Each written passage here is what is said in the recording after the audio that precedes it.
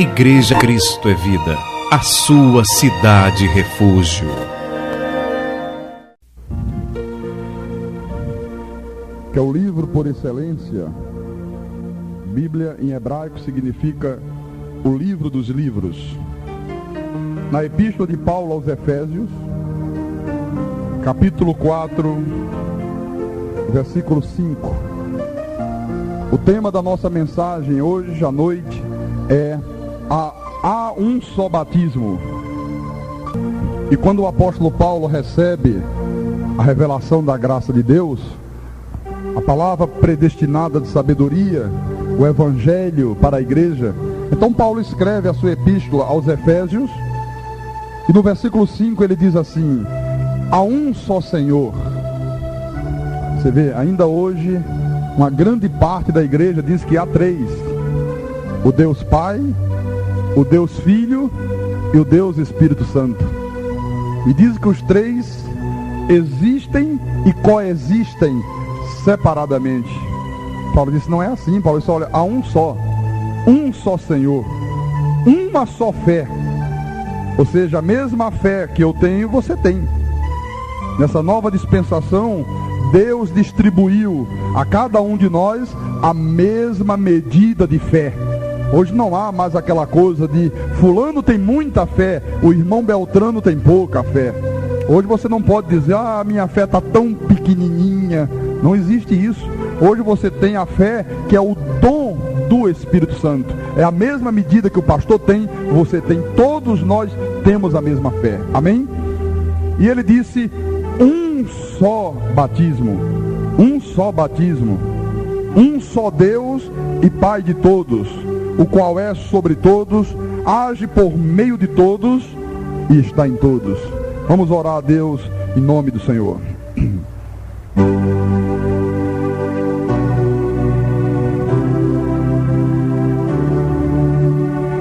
Santo Deus, como é maravilhoso, meu Senhor, conhecer a Tua palavra, manejar bem a palavra da verdade, ter o discernimento do Teu Espírito, para podermos compreender a Tua palavra em profundidade, saber viver a nossa vida espiritual de acordo com o novo pacto, a nova aliança de melhores e superiores promessas.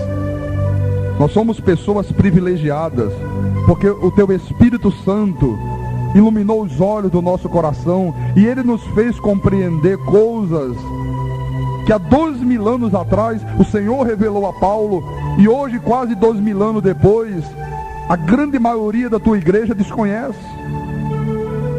Mas o Teu Espírito nos revelou, o Teu Espírito iluminou os nossos olhos, o Teu Espírito nos fez compreender, Senhor, a Tua verdade. E nós queremos nesta noite de domingo, meu Deus, continuar crescendo, não apenas na Tua graça, mas principalmente no conhecimento pleno de nosso Senhor e Salvador Jesus Cristo. E nós só podemos conhecer a plenitude de Deus se nós conhecermos a palavra na sua plenitude. Então ensina-nos, Senhor, nesta noite. Espírito Santo, nos dê compreensão, nos dê entendimento. O Senhor mesmo disse, Jesus, que o Espírito Santo, Ele nos guiaria a toda a verdade. Nós queremos viver a Tua verdade, a Tua palavra é a verdade. E isso nós te pedimos, Senhor, em nome de Jesus. E todos que creem, digam amém e amém. Graças a Deus, graças a Deus. Então, meus amados irmãos, minha família espiritual, povo santo, povo de propriedade exclusiva do Deus único e poderoso. Quando Paulo escreve essa epístola aos irmãos de Éfeso, Paulo o faz depois dele haver recebido a revelação de Deus, este evangelho que ele diz aos Efésios, que é o evangelho das insondáveis riquezas de Cristo. Paulo começa a trazer para a igreja conhecimentos de mistérios que até então eram desconhecidos dos povos antigos, mas Paulo começa a trazer também uma compreensão perfeita dos ensinamentos de Deus, que desde aquele tempo já era uma coisa muito conturbada. As pessoas já faziam muita confusão, como se faz também nos dias de hoje. Você vê que ele diz, há um só Senhor. Quantas vezes você vê os nossos irmãos da lei dizendo, não, são três. O Pai está sentado no trono, o Filho está do lado direito e o Espírito Santo agora está aqui embaixo. Não são três, há um só Senhor, há um só Deus, que se manifestou de três formas diferentes, como o Pai na criação, como o Filho na redenção e como o Espírito Santo nesses últimos tempos. Este é o grande mistério da piedade, esse é o grande mistério daquilo que os homens criaram e disseram que é uma trindade celestial. Não existe trindade celestial, mas naquele tempo já se fazia essa confusão, porque os irmãos judeus, eles não conseguiam entender que Jesus era a encarnação de Deus. Então eles ficavam confusos, não pode. Nós somos um povo que cremos no único Deus, nós somos monoteísta, e agora vem esse aí dizendo que é Deus? Nós não temos dois, temos um. Por isso que Paulo diz, olha, há um só, não são dois. Jesus não é o segundo Deus, Jesus é o Senhor de vocês, que se fez homem no ventre da Virgem Maria. É isso que Paulo está ensinando aqui aos irmãos judeus convertidos ao cristianismo. E ele disse, há uma só fé, porque até então havia vários tipos de fé. Um tinha muita, outro tinha pouca, né? Ora Jesus dizia, homens de pouca fé. Para outro ele dizia, grande é a tua fé. Porque era uma fé natural, era uma fé da carne.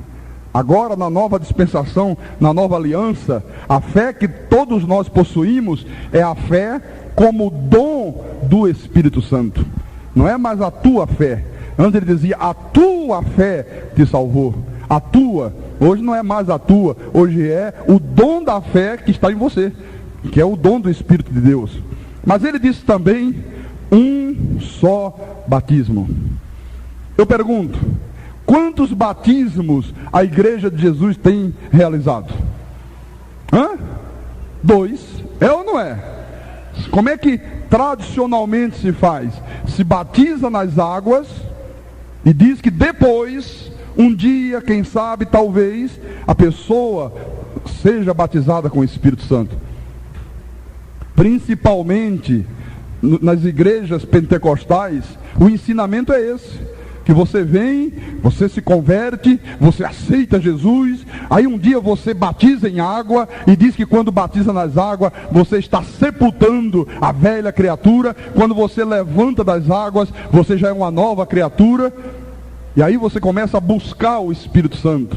Aí fazem cultos de busca ao Espírito Santo, e as pessoas ficam buscando o Espírito Santo, e ele diz, olha, um dia Deus vai te batizar com o Espírito Santo. E tem gente que está aí há 20, 30, 40 anos e diz, eu nunca recebi o Espírito Santo. Irmãos amados, a Bíblia diz, há um só batismo. O que é preciso discernir é que o batismo nas águas era do velho pacto, era da antiga aliança. E esse batismo nas águas, ele foi praticado pelos nossos irmãos judeus até o momento que a nova aliança foi estabelecida, quando nesta nova aliança o batismo que prevalece é qual? O do Espírito Santo. O que o povo de Deus precisa discernir é quando é que a nova aliança foi estabelecida. A Bíblia diz que a Bíblia se divide em duas grandes dispensações. A dispensação da lei. O que é uma dispensação? É uma aliança feita por Deus, entre Deus e um povo específico, onde Deus usa uma palavra específica por um tempo específico. Então, a dispensação da lei é uma aliança feita entre Deus e quem? Deus e o povo judeu. Diga, o povo judeu.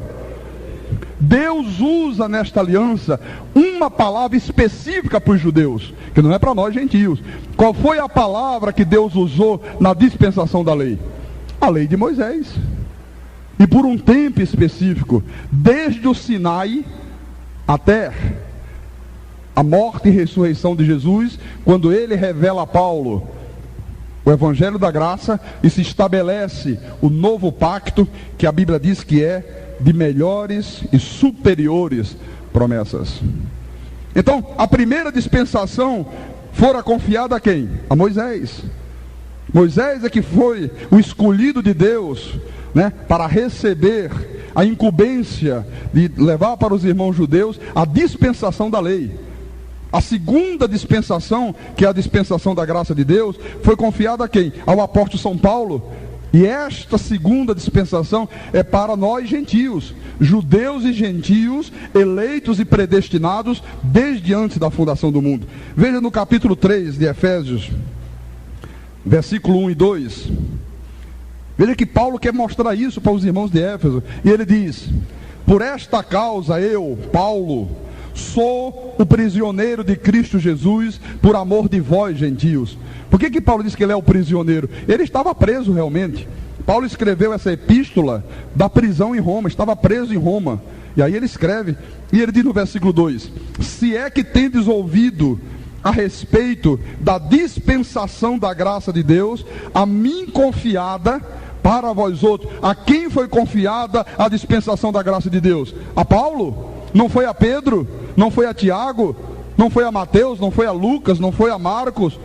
Não foi a João? A dispensação da graça de Deus foi confiada a Paulo. Paulo foi o escolhido. Ele diz: para vós outros. Para vós outros quem? Judeus ou gentios? Gentios? Então, a pergunta que cabe é a seguinte: quando é que a dispensação da lei, né, foi verdadeiramente estabelecida? Quando é que a lei se estabeleceu? A partir do Sinai, quando Moisés recebe de Deus as tábuas da lei, né? Ele já havia sido escolhido por Deus. O Senhor lhe apareceu no meio de uma sarça ardente. O Senhor o levou até o Egito, e ele foi o grande comandante do povo judeu. Vamos ver isso, por favor, no livro de Êxodo, que é o segundo livro da Bíblia. Êxodo capítulo 3. Êxodo 3, versículo... Veja, por favor, no início. Versículo 1: apacentava Moisés o rebanho de Jetro, seu sogro, sacerdote de Midian, e levando o rebanho para o lado ocidental do deserto, chegou ao monte de Deus, a Horebe. Apareceu-lhe o anjo do Senhor numa chama de fogo, no meio de uma sarça. Moisés olhou, e eis que a sarça é um arbusto, né, que dá no deserto. Um arbusto, sarça é um arbusto de flores, eis que a sarça ardia no fogo, e a sarça não se queimava. Então disse consigo mesmo: irei para lá e verei essa grande maravilha, porque a sarça não se queima. Vendo o Senhor que ele se voltava para ver, Deus, do meio da sarça, o chamou e disse: Moisés, Moisés. Ele respondeu: eis-me aqui. Deus continuou: não te chegues para cá, tira as sandálias dos pés, porque o lugar em que estás é terra santa. E disse mais: eu sou o Deus de teu pai, o Deus de Abraão, o Deus de Isaque e o Deus de Jacó. Moisés escondeu o rosto, porque temeu olhar para Deus. Disse ainda o Senhor: certamente vi a aflição do meu povo que está no Egito, e ouvi o seu clamor por causa dos seus exatores. Conheço-lhe o sofrimento. Por isso desci, a fim de livrá-lo das mãos do Egito, e para fazê-los subir daquela terra a uma terra boa e ampla, terra que mana leite e mel, o lugar do cananeu, do eteu, do amorreu, do ferezeu, do eveu e do jebuseu. Pois o clamor dos filhos de Israel chegou até a mim, e também vejo a opressão com que os egípcios estão oprimindo. Vem agora, e eu te enviarei a Faraó, para que tires o meu povo, os filhos de Israel, do Egito.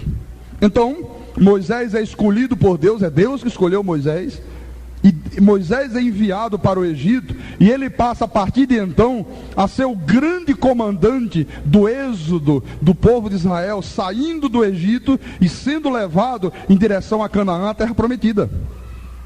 Todavia, meus irmãos amados, só 3 meses depois que eles saíram do Egito, veja, Deus escolhe Moisés, aparece no meio de uma sarça. Moisés ainda vai para o Egito, passa um grande tempo lá no Egito, insistindo com o Faraó, insiste uma vez, insiste duas, Deus manda as 10 pragas, até que um dia Faraó se rende e decide deixar o povo ir. A partir da saída do Egito, 3 meses depois, é que Moisés chega no meio do deserto, onde estava o Monte Sinai, o povo se acampa, Moisés sobe o monte, e lá no alto do Monte Sinai, Deus entrega a Moisés as leis escritas em tábuas de pedra, que passa a partir daquele momento ser a palavra que regeria todo o povo de Israel. Você compreende isso? Agora, veja a comparação que eu quero que você faça. Quando Deus quer estabelecer a segunda aliança, que ele já havia prometido muito tempo atrás, e que Paulo é o escolhido, agora não é mais Moisés, agora é Paulo, em Atos dos Apóstolos, capítulo 26, quando Paulo está diante do rei Agripa, e ele conta como é que se deu, né, esse seu encontro com Deus, com o Senhor Jesus, e ele diz assim no versículo 13: ao meio-dia, ó rei, indo eu o caminho fora, vi uma luz no céu. Olha, Moisés também viu uma luz brilhante, um fogo no meio da sarça, né? Com Paulo não foi diferente. Esse eu vi uma luz no céu, mais resplandecente que o sol, que brilhou ao redor de mim e dos que iam comigo. E caindo todos nós por terra, ouvi uma voz que me falava em língua hebraica: Saulo, Saulo, por que me persegues? Dura coisa é recalcitrar contra os aguilhões. Então eu perguntei: quem és tu, Senhor? Ao que o Senhor respondeu: eu sou Jesus, a quem tu persegues. E agora veja o que é que Jesus fala para Saulo: mas levanta-te e firma-te sobre os teus pés, porque por isso te apareci, para te constituir ministro e testemunha, tanto das coisas em que me vistes, como daquelas pelas quais te aparecerei ainda, livrando-te do povo e dos gentios, para os quais eu te envio. Moisés foi enviado para quem? Para o povo judeu, para tirar a nação de Israel da escravidão do Egito. Senhor Jesus diz: Paulo, tu vais para o gentio, eu vou te enviar para os gentios, para lhes abrires os olhos e os converteres das trevas para a luz e da potestade de Satanás para Deus, a fim de que recebam eles remissão de pecados e herança entre os que são santificados pela fé em mim. Quer dizer, até então não havia sido revelado a Paulo o evangelho para a igreja. Até o momento que Paulo tem um encontro com Jesus no caminho de Damasco, o que prevalecia era a lei de Moisés, e tudo aquilo que era parte integrante da lei, os batismos, né? O povo judeu praticou muitos batismos. Havia batismo de purificação, havia batismo pelos mortos, havia o batismo de João, né? Muitos batismos, a guarda do sábado, havia circuncisão, os dias de festa, de luas, e etc, etc, etc. Então, quando é que verdadeiramente Jesus Cristo revela a Paulo o evangelho da graça de Deus? Aqui é que está o X da questão, e você tem que entender isso, porque Paulo disse a Timóteo: Timóteo, procura apresentar-te a Deus como obreiro que não tem do que se envergonhar e que maneja bem a palavra. Se você não maneja bem a palavra, irmão, a Bíblia vira uma confusão, vira uma salada de fruta que ninguém entende nada.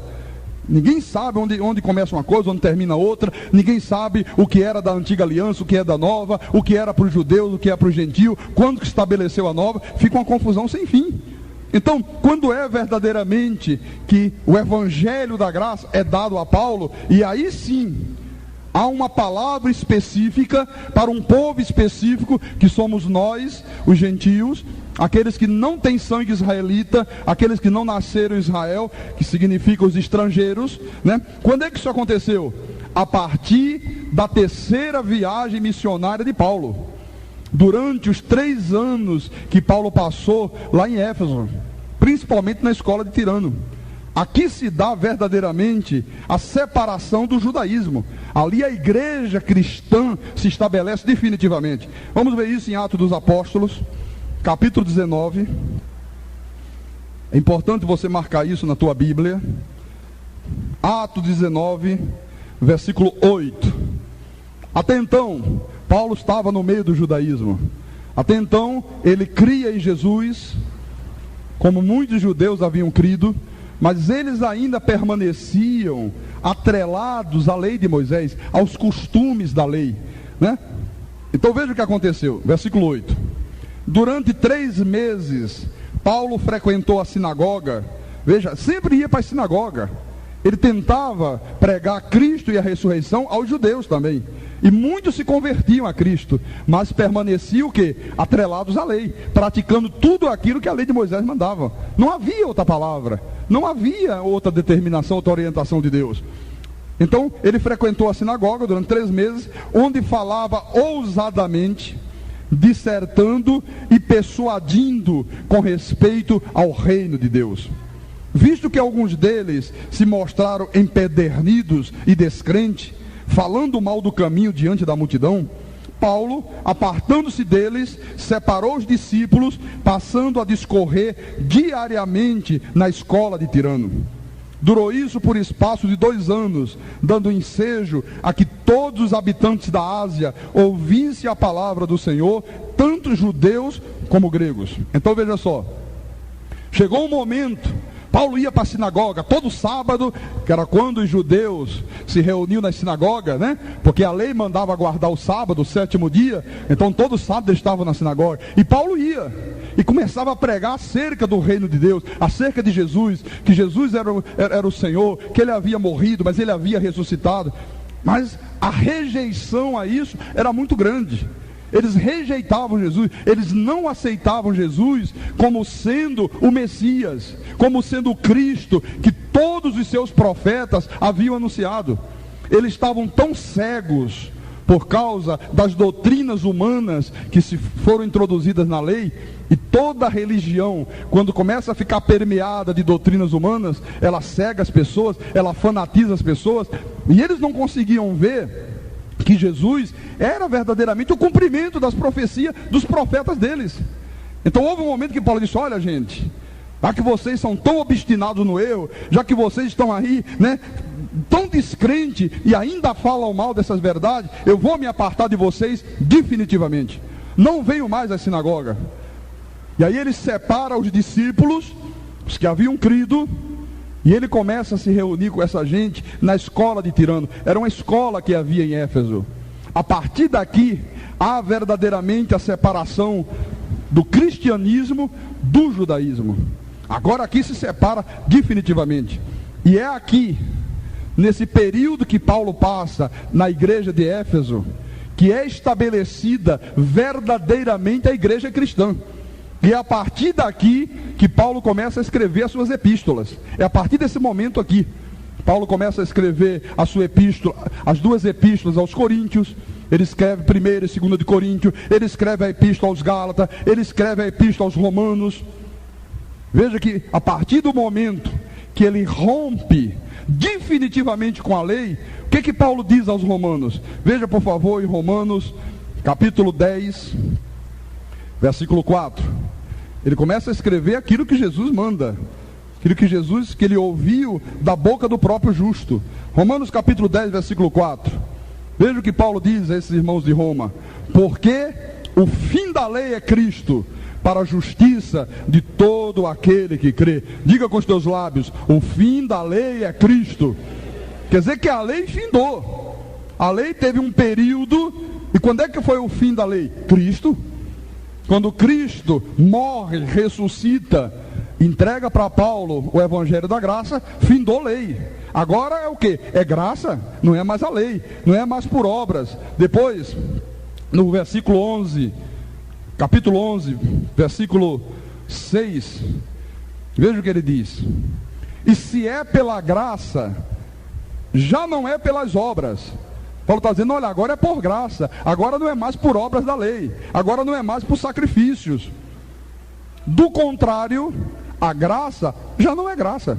Então Paulo começa ousadamente a anunciar o início de uma nova dispensação. Por isso que ele disse aos irmãos de Éfeso: se é que vocês têm ouvido a respeito da dispensação da graça de Deus, a mim confiada para vós outros. A lei foi confiada a Moisés para os judeus. Agora há uma nova dispensação. Agora há uma nova aliança. Aos Gálatas, ele escreve e diz o seguinte: Gálatas 3, versículo 10 e 11. Todos quantos, pois, são das obras da lei, estão debaixo de maldição. Porque está escrito: maldito todo aquele que não permanece em todas as coisas escritas no livro da lei para praticá-las. Paulo sabia que haviam 613 mandamentos, e ele sabia que se a pessoa cumprisse 612 e deixasse de cumprir um só, ela era culpada de todos os outros. E aí sobrevinha a vida daquela pessoa o quê? As maldições da lei. Em Deuteronômio tem uma lista enorme das maldições, doenças que o médico não descobre, né? Vem problemas, vem adultério, separações. Você não vive como cabeça, você vive como cauda. Ao invés de você emprestar muito, você vai tomar emprestado. Tudo isso fazia parte de quê? Das maldições da lei. Ao invés de você ser bendito no campo, na cidade, você será maldito no campo, você será maldito na cidade. Tudo isso era maldição. Então ele disse: olha, quem está debaixo da lei, está debaixo de maldição. Quem vive praticando o que a lei manda, está debaixo de maldição. Porque não vai conseguir cumprir toda a lei, e aí a maldição virá sobre ele.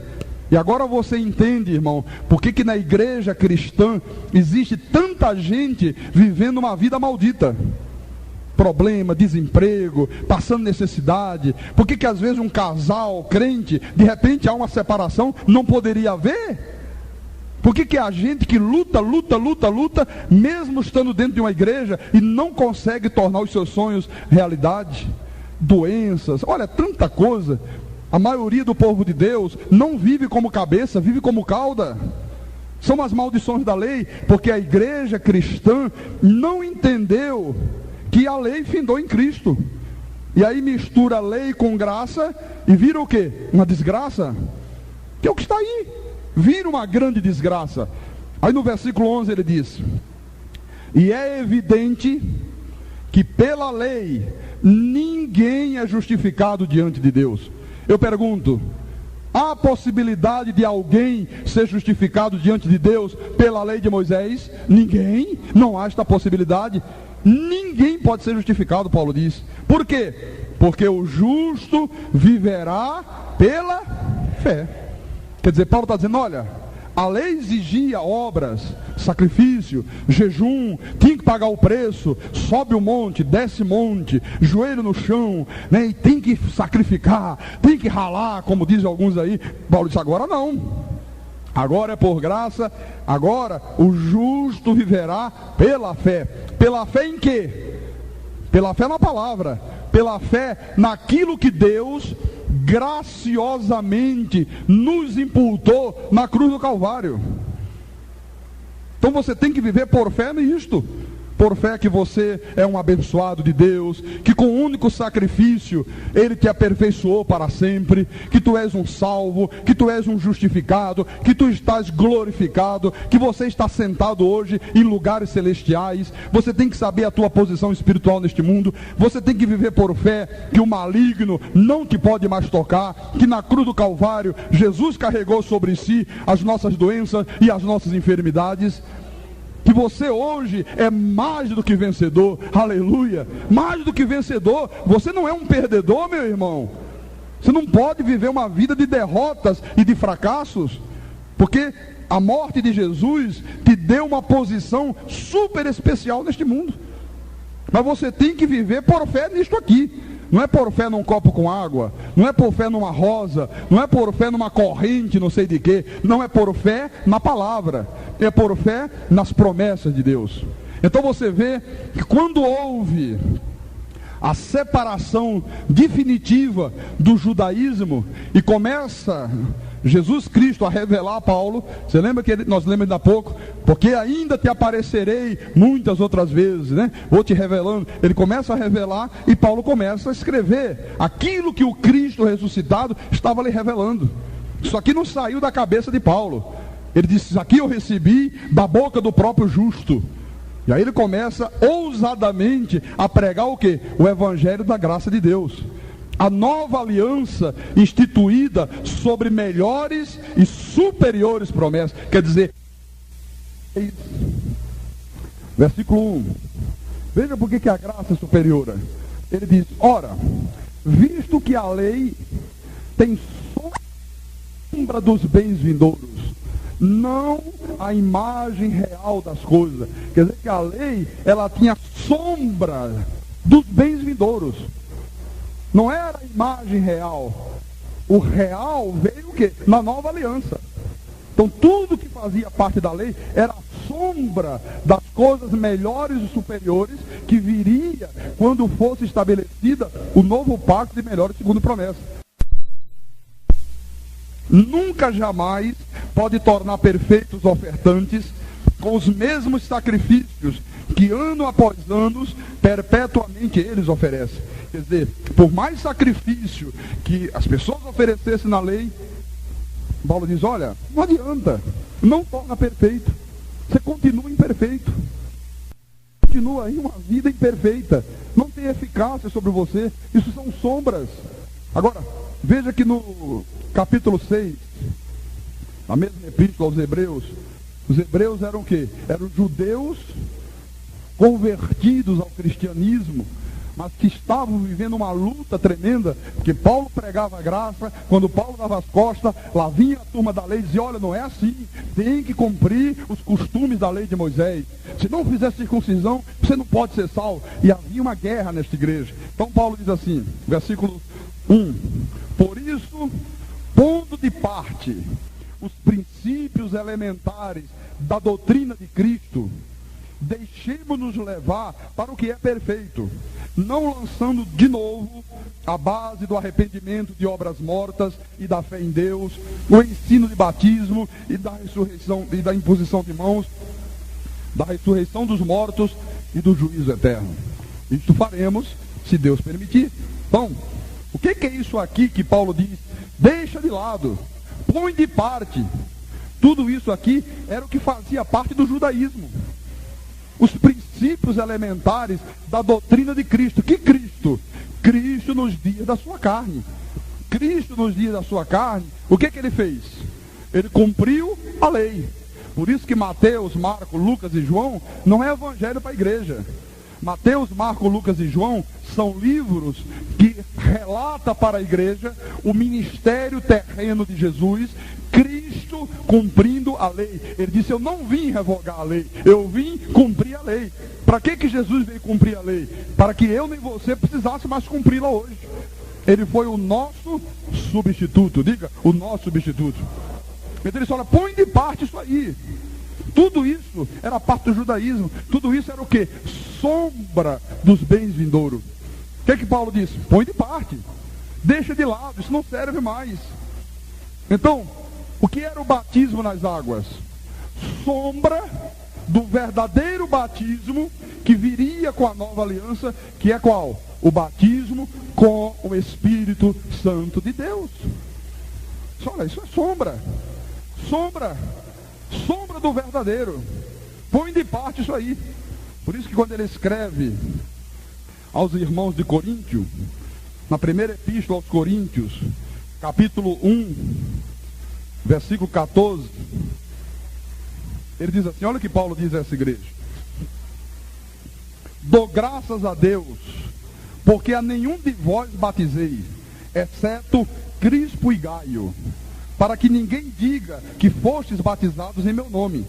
Batizei também a casa de Estéfanas.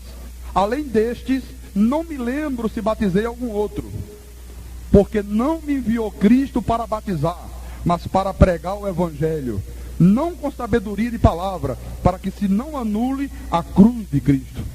Então Paulo disse, olha, eu só batizei fulano, beltrano, ciclano, Crispo, Gaio, a casa de Estéfanas, não me lembro se batizei mais alguém, foram só isso aí, e eu dou graças a Deus, porque Cristo não me enviou para batizar. Quando é que Paulo batizou essas pessoas aqui? No período que ele já havia tido um encontro com Jesus no caminho de Damasco, e permaneceu no meio dos judeus, sem ter recebido de Deus ainda a revelação da graça. Quando Moisés é escolhido por Deus e vai ao Egito, não havia lei. Enquanto eles saíram do Egito, caminhando em direção a Canaã, veja, foram mais de 3 meses, não havia lei alguma. Só no Sinai é que ele recebe a palavra que iria nortear a vida daqueles irmãos judeus. Paulo foi escolhido no caminho de Damasco, ele tem um encontro com Jesus, mas até aquele momento que ele vai para a escola de Tirano, o que ele conhecia? Judaísmo. Então ele batizou algumas pessoas, mas quando ele recebe a revelação, aí ele já escreve aqui dizendo, não me enviou Cristo para batizar. Eu pergunto, por que Cristo não enviou Paulo para batizar? Por que razão Jesus, quando apareceu a Paulo, não mandou Paulo fazer batismo nas águas? Porque batismo nas águas era para os judeus. Batismo nas águas era parte do velho pacto, era da lei de Moisés. Veja por favor em Mateus capítulo 3. Mateus 3, versículo 11. Olha o que João Batista diz. Estava no cumprimento da lei. Eu vos batizo com água para arrependimento. Mas aquele que vem depois de mim, quem é que viria depois de João? Jesus? É mais poderoso do que eu, cujas sandálias não sou digno de levar. Ele vos batizará com o Espírito Santo e com fogo. Quer dizer que João já sabia que Jesus seria o batizador com o Espírito Santo. João sabia, olha, eu estou com água, eu batizo com água, mas depois de mim vem um que vai batizar vocês com o Espírito Santo. Veja que no versículo 13 diz assim: por esse tempo dirigiu-se Jesus da Galiléia para o Jordão, a fim de que João o batizasse. Jesus foi se batizar nas águas. O batismo de João era para remissão de pecados. Eu pergunto, quantos pecados tinha Cristo? Nenhum. Como é que ele foi se batizar nas águas? Se era um batismo para remissão de pecados, por que Jesus foi lá batizar? Olha o que está escrito. Ele, porém, João, o dissuadia, dizendo, eu é que preciso ser batizado por ti, e tu vens a mim. Olha como é que João disse, olha, mas eu é que preciso ser batizado por você. Que batismo era esse que João estava dizendo que precisava? O do Espírito Santo. Ele não tinha dito antes, depois de mim vem um que batizará com o Espírito Santo. Quando ele viu Jesus ir para o rio, ele disse, mas Senhor, eu é que preciso do teu batismo, e tu vens para o meu. No versículo 15, mas Jesus lhe respondeu, deixa por enquanto, porque assim nos convém cumprir toda a justiça. Então ele o admitiu. Jesus disse, olha, deixa por enquanto, João, nos convém cumprir a lei, nós estamos cumprindo a lei, eu vim cumprir a lei. Então Jesus batizou em água, meu irmão, no cumprimento da lei. Ele estava ali como o meu substituto, como o teu substituto. Amém? Só que esse batismo com o Espírito Santo, que é o batismo de Cristo, só seria ministrado a partir do Pentecoste. Quem batizaria com o Espírito Santo era o Cristo ressuscitado. Então veja aqui em Atos dos Apóstolos, Atos capítulo 1, vamos todos juntos ao livro de Atos. Atos 1, versículo 4 e 5. Jesus ressuscitado aparece aos apóstolos, aos seus discípulos, e no versículo 4 diz assim, e comendo com eles, determinou-lhes que não se ausentasse de Jerusalém, mas que esperasse a promessa do Pai, a qual disse ele, de mim ouviste. Agora, veja o que Jesus disse para aqueles apóstolos, porque João, na verdade, batizou com água, mas vós sereis batizados com o Espírito Santo, não muito depois desses dias. Aleluia. Quer dizer, a partir do Pentecostes, estava definitivamente estabelecido o novo batismo. O das águas era sombra do verdadeiro. A partir do Pentecoste se estabelece o novo batismo, que é o batismo do Espírito Santo, com o Espírito Santo. Agora vem a pergunta, quando é então, pastor, que um crente em Jesus Cristo é batizado com o Espírito Santo? Quando é que acontece esse batismo? Vamos ver isso no livro de Éfeso, na epístola aos Efésios, capítulo 1, versículo 13. É Paulo que ensina isso para a igreja. E ele diz: em quem também vós, depois que ouvistes a palavra da verdade, o evangelho da vossa salvação, tendo nele também crido, fostes selados com o Santo Espírito da promessa. Quando é que um crente é batizado, é selado, é revestido do Espírito Santo de Deus? Quando ele ouve a palavra da verdade, o evangelho da salvação, ele crê, porque ele é ovelha. Jesus disse: as minhas ovelhas ouvem a minha voz e seguem-me, e creem. Então naquele momento ele é batizado com o Espírito Santo, o qual, o Espírito Santo, é o penhor da nossa herança. É a garantia de Deus, meu irmão. É o Espírito Santo, que é o próprio Deus, dentro de você, para garantir aquilo que é propriedade exclusiva de Deus. Por isso que ninguém, demônio nenhum, inferno nenhum, pode tomar conta da tua vida. Tu tens o próprio Deus te guardando. É Ele que é a garantia, meu irmão, de que você tem que tornar para os céus, até o resgate da sua propriedade, em louvor da sua glória. Agora, irmãos, Paulo está dizendo aqui a mesma coisa que Jesus dissera quando ele formou a grande comissão, e que a igreja não entende, a igreja não consegue discernir. Veja, por favor, no livro de Marcos, olha como é a mesma coisa, é só discernir espiritualmente. Marcos capítulo 16,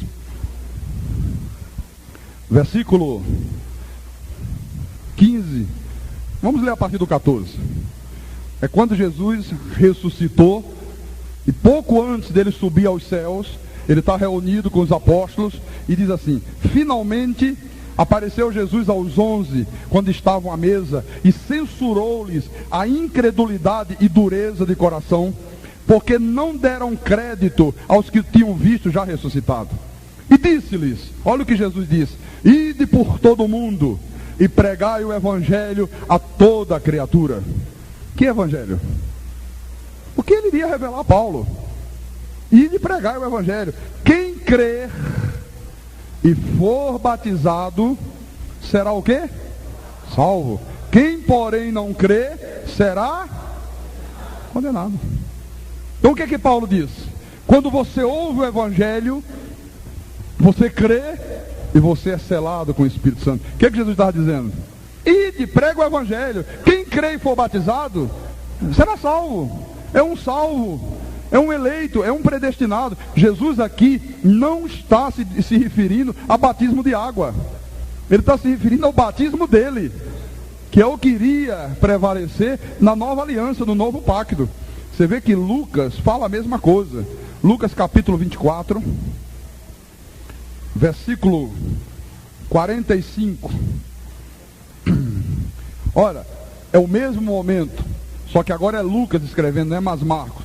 Então Lucas diz assim: então lhes abriu o entendimento para compreenderem as escrituras, e lhes disse: assim está escrito, que o Cristo havia de padecer e ressuscitar dentre os mortos no terceiro dia, e que em seu nome se pregasse arrependimento para a remissão de pecados a todas as nações, começando de Jerusalém. Vós sois testemunhas destas coisas. Eis que envio sobre vós a promessa de meu Pai. Permanecei, pois, na cidade, até que do alto sejais revestido de poder. Jesus está falando de quê aqui? Batismo com o Espírito Santo. Não está falando de água. Está falando do novo batismo. O batismo dessa nova aliança, dessa nova dispensação. Até aqui, Jesus não falou em batizar mais água, irmão. O grande problema é que quem não tem discernimento, quem não maneja bem a palavra, quando ouve falar de batismo, já associa na sua mente a quê? A água.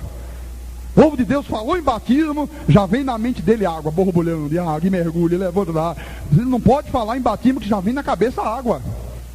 É ou não é? É. Olha, foi exatamente o que ocorreu com Mateus. Veja em Mateus capítulo 28. Você sabe que Mateus, ele escreve para os judeus. Mateus escreveu este livro aqui exclusivamente para os judeus. Por isso que Mateus procura mostrar Jesus como um rei, né? Ele procura mostrar que Jesus é o cumprimento das profecias do Velho Testamento. E ele procura mostrar aos nossos irmãos judeus que aquele tão esperado Messias prometido pelos antigos profetas era Jesus. Mateus tem a preocupação aqui de mostrar aos irmãos judeus que mesmo ele crendo em Jesus, eles não teriam de abandonar as suas tradições. Eles não precisariam abandonar os costumes da lei. Eles não iam aceitar uma nova crença. Eles iam permanecer crendo na lei. É por isso que quando ele relata o mesmo que Marcos relatou, o mesmo que Lucas relatou, ele não entende aquelas palavras de Jesus como sendo em relação ao Espírito Santo, mas sim a batismo em água. E aí ele diz assim no capítulo 28, versículo 19, versículo 18: Jesus, aproximando-se, falou-lhes, dizendo: toda autoridade me foi dada nos céus e na terra. Ide, portanto, fazei discípulos de todas as nações, batizando-os em nome do Pai e do Filho e do Espírito Santo. Então, o povo judeu entende essas palavras de Mateus como sendo o batismo de água. Por isso que no livro de Atos dos Apóstolos, até o momento de Paulo receber a revelação do Evangelho da graça de Deus, de um só batismo, o que você encontra lá em Atos? Eles batizando as pessoas nas águas. Pedro batizou no dia de Pentecoste. Aquelas pessoas em Pentecostes disseram: e agora, irmão Pedro, o que nós faremos para ser salvo? Pedro disse: olha, arrependa-se dos seus pecados, se batize nas águas e vocês receberão o dom do Espírito Santo. Porque foi o processo que ele passou. Mas isso não era uma doutrina. Então, em Marcos, Jesus disse o quê? Quem crê e for batizado será salvo. Quem crê em quê? No Evangelho pregado. Batizado em quê? No Espírito Santo. Ele fala: quem crê e for batizado será salvo. Irmãos, o único batismo que garante a vida eterna para os filhos de Deus, qual é? O do Espírito Santo. Por isso que Paulo disse aos irmãos de Éfeso que o Espírito Santo na nossa vida é o penhor da nossa herança, é a garantia da nossa vida, até Deus vir nos resgatar. É este o batismo. Então, quando o Evangelho é pregado, as ovelhas ouvem, creem e são batizadas com o quê? Com o Espírito Santo. Veja, por favor, no livro de Atos dos Apóstolos, outra vez, Atos capítulo 10, versículo 44. Porque normalmente se ensina, somente nas igrejas pentecostais, que não tem o conhecimento da palavra, que a pessoa vem, né, aceita Jesus. Primeiro que o homem não tem condições de aceitar Jesus, irmão. O homem está morto em delitos e pecados. A Bíblia diz: não há quem entenda, não há quem busque a Deus, né? Se não há quem busque, como é que vai aceitar? Está morto. Jesus disse: não fostes vós que escolhestes a mim, eu escolhi a vós outros. Então já começa o erro por aí. Mas não, você vem, você aceita, você se converte, aí um dia você se batiza nas águas. Nós fazíamos isto. Diz: irmão, você tem que batizar nas águas. Ainda dizíamos assim: olha, irmão, se batize, vai ter um batismo agora. Nós fazíamos um batismo por mês. E para as pessoas se batizar, irmão, Jesus disse: quem crê e for batizado. Se você morrer sem ser batizado, bau, perdeu salvação, vai para o inferno. Santa ignorância. Você vê quando a pessoa não conhece quanta besteira ela fala, escurece os desígnios de Deus. Ainda dizia: mas olha, irmão, é quando você batiza nas águas que você prova que você é um crente verdadeiro. Quando você batiza, que você é mergulhado, sepultou a velha criatura. Imagina se água sepulta nada. Às vezes não lava nem o corpo, se não tomar um banho bem caprichado, com sabão, uma escovinha, ainda fica sujeira. Imagina sepultar pecados. E quando você levanta, é uma nova criatura. E aí você vai ficar participando dos cultos de busca, buscando, pedindo, suplicando. Um dia Deus vai te batizar com o Espírito Santo. Quantas pessoas, irmãos, por receberem um ensinamento errado, vivem uma vida espiritual de verdadeira agonia. Você sabe que uma pessoa está dentro de uma igreja, ela crê em Jesus, e alguém dizer para ela que ela não tem o Espírito Santo? Tem que buscar, irmão. Se não falar em língua, não foi batizado com o Espírito Santo. E a pessoa, eu tenho 20 anos de crente, estou cansado de pedir, a garganta já está rouca, já criou calo nas cordas vocais, e Deus não me atende, Deus não me dá o Espírito Santo. Quando ela já tem o Espírito Santo, meu irmão, ninguém pode dizer Senhor Jesus se o Espírito de Deus não estiver nele. Ninguém pode reconhecer Jesus como Senhor se não tiver o Espírito Santo. Então, Pedro estava na casa de Cornélio, que era um centurião gentil, e foi uma luta para Pedro ir lá. Pedro não queria ir, porque o preconceito religioso dos judeus era violento em relação aos estrangeiros. Ele dizia que não podia sequer se aproximar de um estrangeiro, mas foi preciso o Espírito Santo dar um empurrão, e ele foi, e ele começa a pregar as boas novas daquele tempo, que era o quê? A morte e ressurreição de Cristo. Era a única coisa que eles pregavam.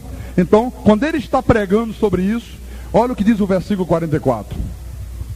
Ainda Pedro falava estas coisas, quando caiu o Espírito Santo sobre todos os que pediam, orando, gritando, suplicando.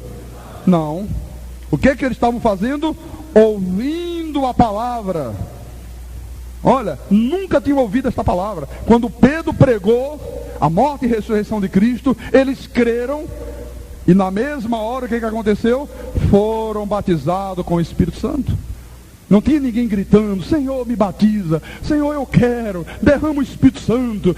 Como a gente vê aí, pessoas histéricas, pessoas com o suor caindo, gente babando, a baba escorrendo. Eu quero o Espírito Santo, me dá o Espírito Santo, Senhor. Eu vou. Daqui a pouco baba escorre daqui, gente cospe no outro, né? É uma confusão sem fim. Aqui era assim, às vezes até saía um pouco de perto, tinha gente que cuspia, irmão, de tanto gritar, de tanto pedir. Então, irmãos, não é a água que prova se você é ou não é um cristão. O que prova é a presença do Espírito Santo na tua vida, que te faz o quê? Uma nova criatura. Por isso em Romanos, capítulo 8, Romanos 8, versículo 9, na Bíblia do altar, está na página 244. O apóstolo dos gentios, Paulo, diz assim: vós, porém, não estáis na carne, mas no Espírito, se de fato o Espírito de Deus habita em vós. E se alguém não tem o Espírito de Cristo, esse tal não é dele. Qual é o batismo que salva e garante que você é um salvo? O Espírito Santo na tua vida. Paulo não disse, se alguém não foi batizado nas águas, esse tal não é dele. Ele disse isso aqui? Não, o que ele disse? Se alguém não tem o Espírito de Cristo, esse tal não é de Cristo. Esse não é de Deus. Irmãos, o batismo com o Espírito Santo é que faz você nascer de novo. É este batismo que torna você uma nova criatura. É o Espírito Santo de Deus que regenera você. Em Tito, na epístola a Tito, pouco antes de iniciar Hebreus, no capítulo 3, versículo 3 em diante, veja o que diz o apóstolo. Pois nós também, outrora quando? Antes do batismo com o Espírito Santo, antes de ouvir a palavra da verdade, antes de ouvir o evangelho da salvação e ser selado, como é que nós éramos outrora? Éramos nécios, desobedientes, desgarrados, escravos de toda sorte de paixões e prazeres, vivendo em malícia e inveja, odiosos e odiando-nos uns aos outros. Isto aqui era a nossa velha criatura. Era quando nós estávamos mortos em delitos e pecados. O que muda isto na vida de um homem? Que é quando a pessoa é verdadeiramente um crente. Versículo 4. Quando, porém, se manifestou a benignidade de Deus, nosso Salvador, e o seu amor para com todos, não por obra de justiças praticadas por nós, mas segundo sua misericórdia. Olha, não segundo obras, não segundo jejum, não por causa de vigília, não porque você deixou de ir à praia, não porque você ficou 12 horas com o joelho no chão, não, mas segundo sua misericórdia, Ele nos salvou mediante o lavar das águas do batistério da igreja. É isso que está na Bíblia? Mediante o lavar regenerador e renovador do Espírito Santo, que Ele derramou sobre nós ricamente por meio de Jesus Cristo, nosso Salvador. Aleluia! Você vê? O que que lava? O que é que regenera? Espírito Santo. Em 1 de Coríntios, vamos voltar para a Epístola de Coríntios. Primeira Epístola, capítulo 6, versículo 9. Diz assim: veja que o ensinamento de Paulo era o mesmo, que o apóstolo tinha consciência disso. Então ele diz assim: ou não sabeis que os injustos não herdarão o reino de Deus? Você sabe que uma grande parte da igreja não sabe disso ainda? Não sabe. Vou te dizer daqui a pouco por que não sabe. Aí ele diz: não vos enganeis, nem impuros, nem idólatras, nem adúlteros, nem efeminados, nem sodomitas, nem ladrões, nem avarentos, nem bêbados, nem maldizentes, nem roubadores herdarão o reino de Deus. Aí ele explica no versículo 11: tais fostes alguns de vós. Irmãos, todo crente em Jesus Cristo é ex alguma coisa. Alguns ex-idólatra, alguns ex-beberrão, ex-avarento. Tem gente que já foi efeminado, que foi prostituta. Tem gente que viveu, né, em lugares estranhos, escuros e escusos. Faz posto algum de vós, mas vós vos lavastes. Aí a turma já pensa: olha, é nas águas, tem que se lavar nas águas. Tu tem que lavar as imundícies da tua carne. Não é isso que os pregadores ensinam ou não é? Olha o que a Bíblia diz: mas vós vos lavastes, mas fostes santificados, mas fostes justificados em o nome do Senhor Jesus Cristo e nas águas do batismo. Não, e no Espírito de nosso Deus. Então, o Espírito Santo, meus irmãos, é quem nos lava, é Ele que nos regenera, é Ele que nos santifica. O problema é que este erro que a igreja incorreu de ver no ato de batizar nas águas o sinal de que uma pessoa se tornou cristã, porque hoje quando diz que uma pessoa é crente, não, é crente sim, tem certeza? Tem, já batizou nas águas. Eu não é? Não, me vem cá. Mas eu vi aquele rapaz dizendo palavrão. Olha, estava fazendo desonestidade, passando o outro para trás ali no negócio. Ele é crente? É, pastor, já batizou nas águas. É crente, sim senhor. Então a igreja incorreu num erro, meu irmão amado, de dizer que o que prova que uma pessoa é crente em Jesus Cristo é quando ela se batiza nas águas. Você sabe qual foi o grande problema que isso ocasionou para a igreja? É que este falso ensinamento permitiu e tem permitido que o joio se introduzisse com muita facilidade no meio do trigo. Os lobos se introduziram no meio das ovelhas e todo mundo acha que é ovelha. Mas quem está o problema?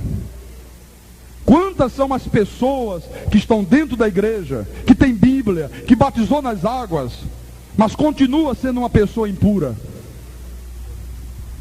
Tem Bíblia, dá a paz do Senhor, chama de eleito, de predestinado, mas continua sendo uma pessoa adúltera.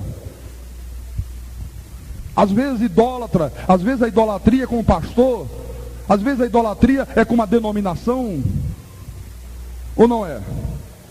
Às vezes uma pessoa desonesta, avarenta, maldizente, desobediente, às vezes vivendo ainda em malícia, às vezes uma pessoa cheia de inveja, cheia de ódio no coração, cheia de rancor, pessoas rancorosas, pessoas que desejam o mal ao próximo, pessoas que têm atos vergonhosos diante de Deus e dos homens.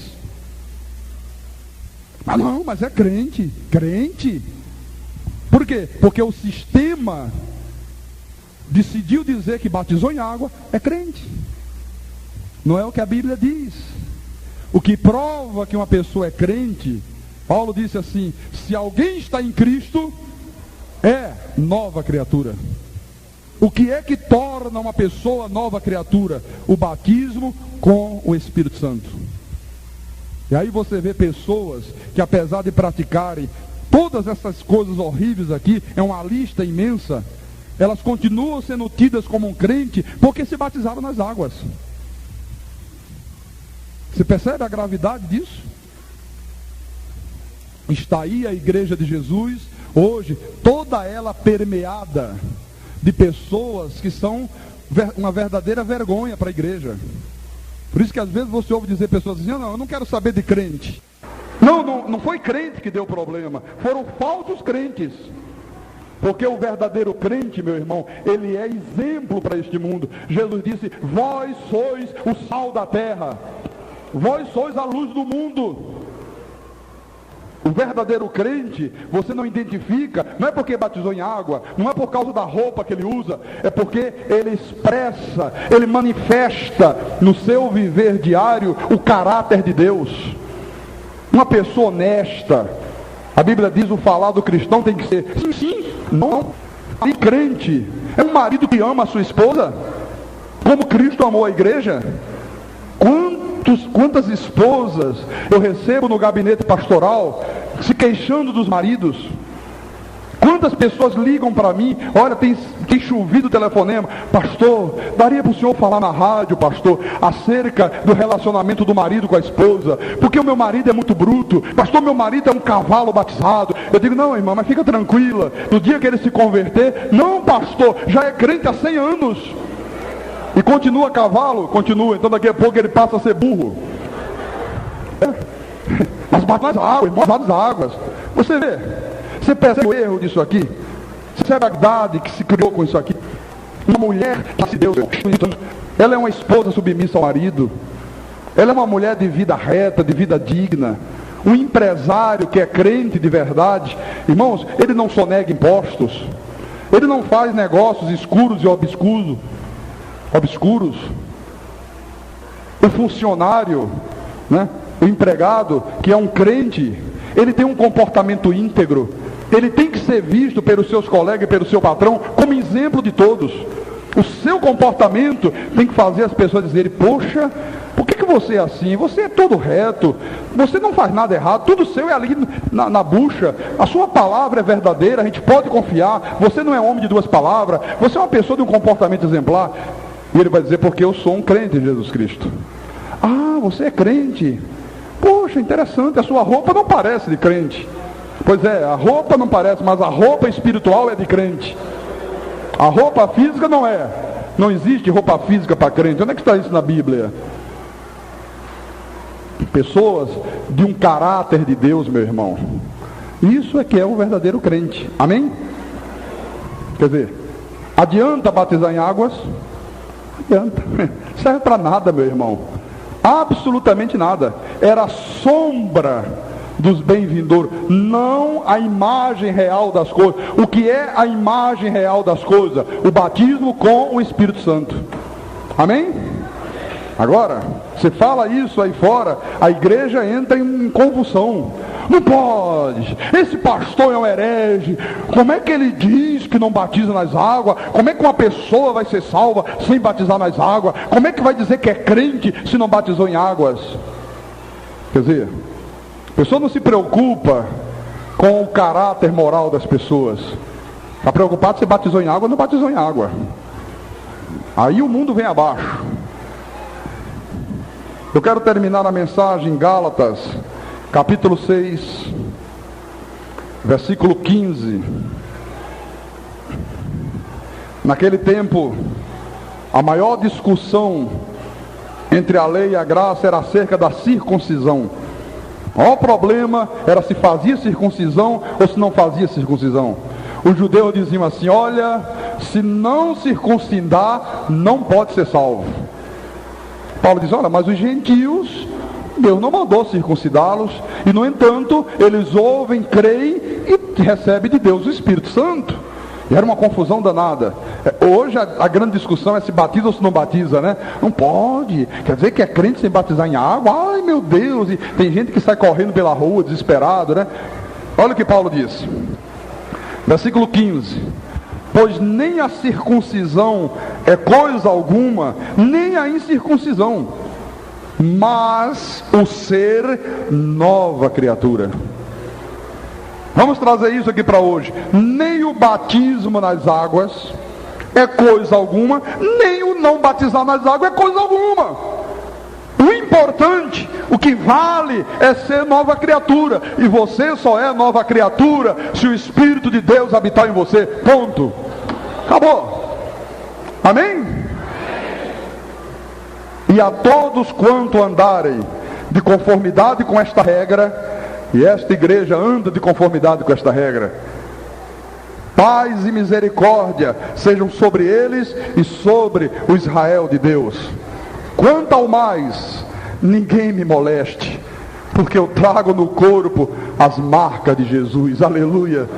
Sistema legalista de Jerusalém, não me molestem, porque eu trago no corpo as marcas de Jesus Cristo. Aleluia. Não me moleste, não me chame de herege, não me chame de falso profeta, não faça pressão sobre mim, porque eu trago no corpo as marcas de Jesus Cristo, as marcas de um novo homem, as marcas de um novo nascimento, a marca de uma nova criatura. Você traz também? Então diga graças a Deus. Diga, eu sou uma nova criatura em Cristo Jesus, o nosso Senhor. E se você não for, você não vai conseguir permanecer muito tempo aqui no nosso meio. Ninguém vai te tirar não, você mesmo vai sair. Você não vai aguentar, porque na igreja em graça, onde essas verdades são vividas, não há lugar para hipocrisias, não há lugar para o amor fingido, não há lugar para pessoas que dissimulam. Na lei é muito fácil dissimular, todo mundo dissimula, todo mundo finge, diz que ama, na verdade odeia. Na graça não.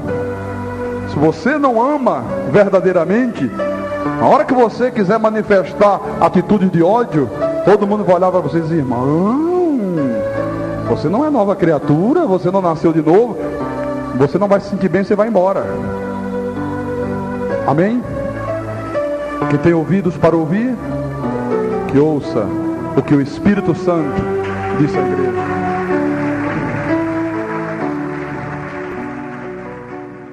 Igreja Cristo é Vida, a sua cidade refúgio.